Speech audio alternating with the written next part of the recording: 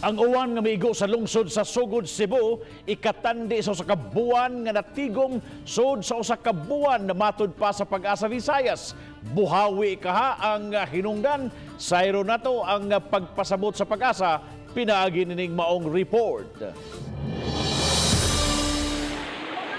Makita sa naganiyang video gikan sa mga tao nakasaksi sa kalit nga pagsaka sa tubig, kilom-kilom kagahapong adlaw sa lungsod sa Sugod. Lawom og kusog ang bulog sa tubig nga mibanlas ug mianod sa kaptangan sa pipila ka mga apektadong munupyo. Suma ni Julius Bracero nga hilabihan ka kusog ang bulog sa tubig nga mao'y nakapahugno sa konkretong paril. Kung wa pa ang paril, hayan, lamyon sa tubig ang mga balay nga naa sa luyo. Kalit ra gito sir, uwan ra gyud. Nya ni nagbuhat o kanang bang mo gitawag nila kuan bitaw kanang limpus bitaw sa laud o sa kaning kuan kining bukid kanang gitawag nila buhawi. Dinhing dapita sa barangay Damulog proper sa lungsod sa Sugod, makita nato kung unsa ka kusog ang pagbulog sa tubig. Gani kini kural nga ato ang nakita karon, gihapak ni sa tubig maong nagusbat. Nya mo ni ato ang gibarugan kabahin ni sa kural nga nahugno.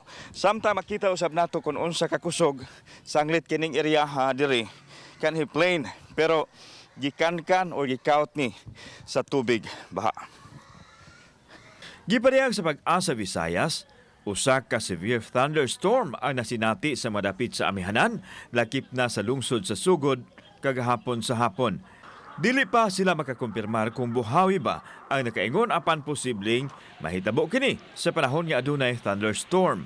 So dili pa nato makonclude that is buhawi, but naay possibility because ang nahitabo sa Sugod is severe thunderstorms.